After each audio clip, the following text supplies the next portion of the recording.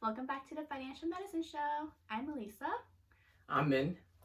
and for this show, for our second episode, we're aiming to introduce Min. And again, we hope that this channel will help you guys in learning about personal finance as well as health and medicine.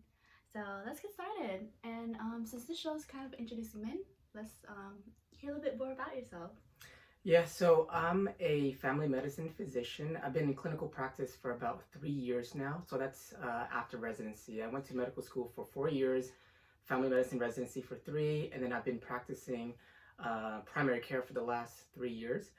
And I'm also a clinical preceptor and attending for medical students where I teach them um, uh, primary care in the office, physical exam, answering their questions and teaching them what to do in terms of taking a history, formulating a differential diagnosis, coming up with a treatment plan, and basically just refining their knowledge thinking process. Wow, that's a lot. I guess other than just going through the training in medical school, are there any other ways you try to keep up and keep learning more about health and medicine? Yeah, so that's a great question. In training, medical school, you learn all the basic sciences. You're in the hospital or in the private practice clinics for the specialty, training. During residency, you only specifically focus on what your area of expertise is, and then after that, you're just continuing with CME, learning on your own, or they're giving lectures that you can attend and learn on your own. But for me personally, at this point, what I'm interested in is obesity medicine. So I'm actually got started just 1 to 2 weeks ago, trying to start the training and learning for obesity medicine, and hopefully taking the test and getting certified for that. And so that's just an area of interest outside of family medicine, but that's what I'm doing at this moment. That's very cool. And we all know in every single type of science and most learnings, things are always changing and new things are developing and finding. So it's very great that, we always continue to learn and keep that up. And I guess one thing I always wanted to, and maybe some people might wonder, but why is it important for us to know these things? Or should we even know about health and things like that? Or should we just let our doctors do it? Or Yeah, so in medical school again, or just in overall medical training, you learn about disease. You learn about what symptoms patients come in with. You come up with a host of different possibilities. You narrow down that possibility. You do additional evaluation. And then you diagnose it, you treat them, they get better or they don't, and then you kind of basically reformulate and try to figure out from there.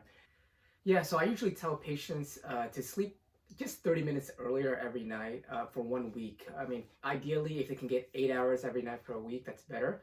But just trying to push it out a little bit further, just by 30 minutes, and see how they feel by the end of the week. 1 week is a pretty small time period, but it's a personal experiment for themselves. And what they usually would notice is they feel a lot better mentally. They're a lot less emotional or reactive to things. So a lot of different things can bug us all the time, a small comment or traffic. But the more sleep you get, your parasympathetic system kind of kicks in, and you're less reactive. You're almost in like a meditative mindset where things just come at you and you don't react too much with that. You also have more energy, and when you have more energy, you're more productive. You perform your work a lot better. So there's a lot of health benefits with improved quality of sleep and getting a lot more sleep. So that's number one.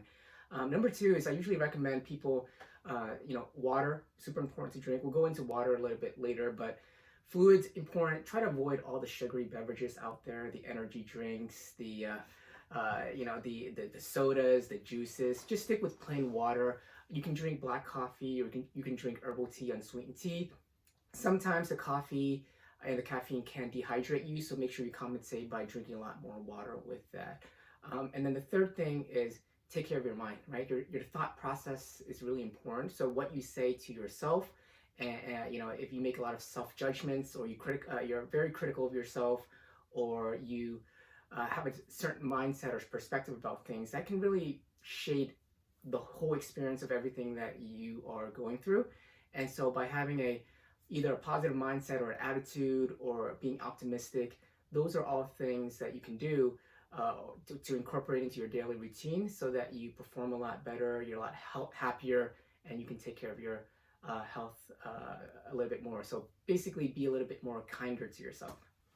Well, those are great things. I mean, we always hear sleep is very important, but I mean, how much of us actually get 8 hours of sleep? And then, Not much. yeah, food, diet, eating, drinking. I definitely do not drink enough water. And the mindset is always important. Mental health, we always hear about that. And I guess, lastly, we're just curious, for you personally, do you have any goals for this year that you would like or anything?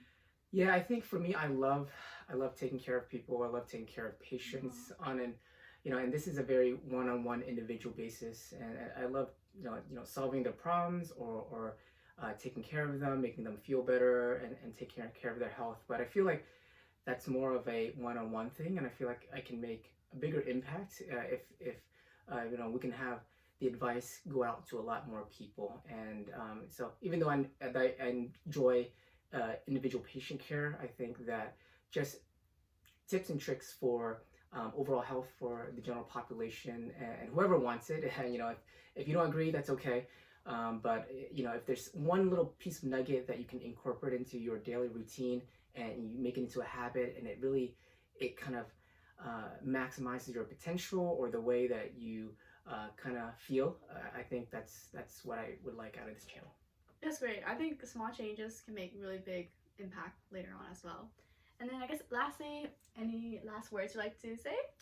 No, I think that's all. I think this is more of a introduction, and we'll go a little bit into detail a bit more. And if there's any, again, like the previous video, if there's any topics that you guys want to talk about, any questions that you guys have, then we can address it to the best of our abilities. And at the same time, trying to keep it light and fun and also educational, and make it a fun experience. That's good. It was so nice to meet you, Min. And thank you, everyone. Yep. Bye.